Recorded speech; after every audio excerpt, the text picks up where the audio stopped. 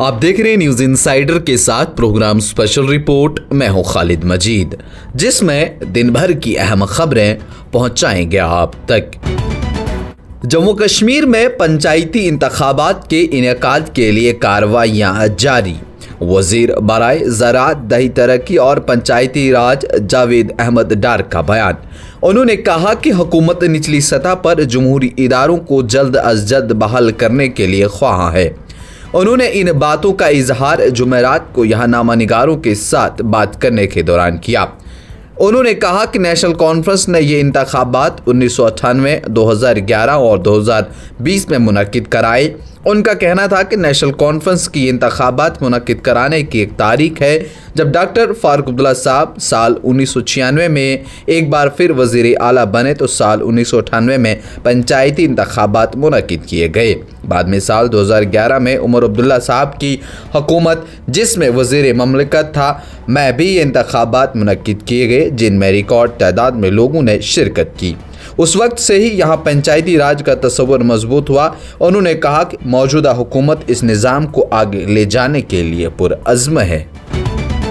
بہار میں voter special intense revision SIR کے عمل کو واپس لینے کے مطالبے کو لے کر لوک سبھا میں اپوزیشن پارٹیوں کے ارکان کی ہنگامہ آرائی کی وجہ سے ایوان کی کارروائی جمعرات کو دوپہر 2 بجے تک ملتوی کر دی گئی.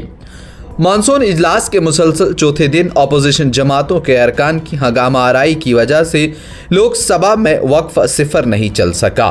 پیر کو شروع ہونے والے اس سیشن کے پہلے 3 دنوں تک آپریشن سندور پر بحث اور بہار میں جاری SIR کے عمل کو واپس لینے کا مطالبہ کرتے ہوئے اپوزیشن پارٹیوں کے اراکین کی ہنگامہ آرائی کی وجہ سے ایوان میں کوئی کام نہ ہو سکا تھا. جیسے ہی لوک سبھا اسپیکر اوم برلا نے آج صبح 11 بجے سوالیہ وقفہ شروع کیا، کانگریس، سماجوادی پارٹی اور دیگر اپوزیشن جماعتوں کے ارکان نے بہار میں جاری SIR کے عمل کو واپس لینے کا مطالبہ کرتے ہوئے ہنگامہ شروع کر دیا. شری امرناتھ جی یاترا کے لیے جمعرات کی صبح 3500 یاتریوں کا ایک اور قافلہ سخت سیکورٹی حصار میں کشمیر کے لیے روانہ ہوا. سرکاری ذرائع نے بتایا کہ بھگوتی نگر بیس کیمپ سے جمعرات کی صبح 3500 یاتریوں کا ایک اور قافلہ 140 چھوٹی بڑی گاڑیوں میں کشمیر کے لیے روانہ ہوا. انہوں نے کہا کہ ان یاتریوں میں سے 832 یاتری جنوبی کشمیر کے ضلع اننت ناگ میں واقع نونون پہلگام بیس کیمپ، جبکہ 2668 یاتری وسطی کشمیر کے ضلع گاندربل میں واقع بالتل بیس کیمپ کے لیے روانہ ہوئے. حکام نے بتایا کہ یاترا کے پہلے 21 دنوں کے دوران 3.5 لاکھ کے قریب یاتری پوتر گفا کے درشن سے فیض یاب ہوئے ہیں. وزیر اعلیٰ عمر عبداللہ نے جموں کشمیر میں بڑے ہائیڈرو اور سولر پاور پروجیکٹوں کا تفصیلی جائزہ لیا، جس میں منصوبوں کی بروقت تکمیل اور رکاوٹوں کو دور کرنے پر خصوصی توجہ دی گئی.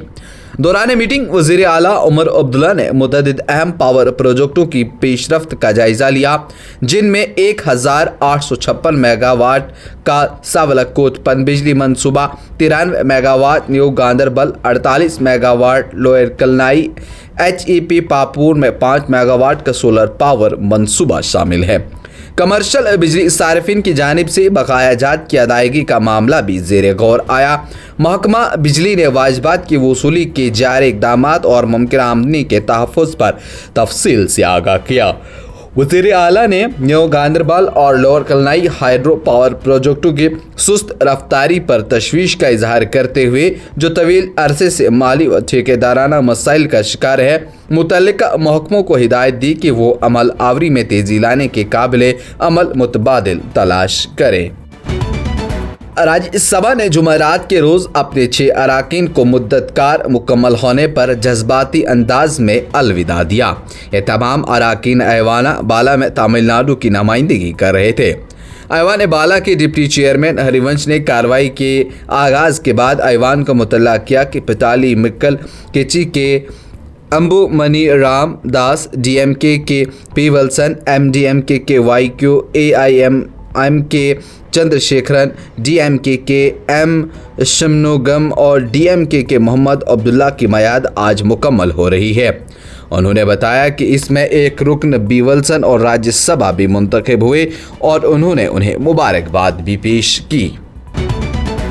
دہلی کی وزیر اعلیٰ ریکھا گپتا نے کہا کہ سابقہ حکومت کے محلہ کلینکوں میں کسی قسم کی طبی سہولت نہیں تھی اور اب آروگیہ مندر بنائے جا رہے ہیں، ان میں ہر طرح کی سہولیات اور چیک اپ کے انتظامات ہوں گے۔ وزیر اعظم نریندر مودی 2 ممالک کے اپنے 4 روزہ دورے کے پہلے مرحلے میں بدھ کی رات دیر گئے برطانوی دارالحکومت لندن پہنچے، جہاں ہندوستانی برادری کے لوگوں نے ان کا پرتپاک استقبال کیا۔ مسٹر مودی جمعرات کو اپنے برطانوی ہم منصب کیئر سٹارمر کے ساتھ مختلف موضوعات پر 2 طرفہ بات چیت کریں گے۔ دونوں رہنماؤں کی موجودگی میں ہندوستان اور برطانیہ کے درمیان آزاد تجارتی معاہدے پر دستخط کرنے کی بھی پوری تیاریاں ہیں۔ روس کا مسافر طیارہ خراب موسم کی وجہ سے پہاڑی علاقے میں گر کر تباہ، 49 افراد ہلاک ہونے کا خدشہ۔ برطانوی اخبار دی سن کی رپورٹ کے مطابق 50 سال پرانا AN-24 طیارہ کم بادلوں اور موسلادھار بارش میں ٹینڈا ایئرپورٹ پر لینڈنگ کی دوسری کوشش کے دوران لاپتہ ہو گیا تھا۔ یہ حادثہ روس کے دور افتادہ علاقے ایموریجن میں پیش آیا۔ یہ پروگرام آپ تک پہنچانے میں ہمارے ساتھ تعاون کیا ہے Sofat infertility and women care centre نے۔ 28 سال سے ہندوستان بھر کے بے اولاد جوڑوں کی اکلوتی امید۔ آج کی اسپیشل رپورٹ میں اتنا ہی، دیجیے اجازت، دیکھتے رہیے نیوز انسائیڈر 24/7۔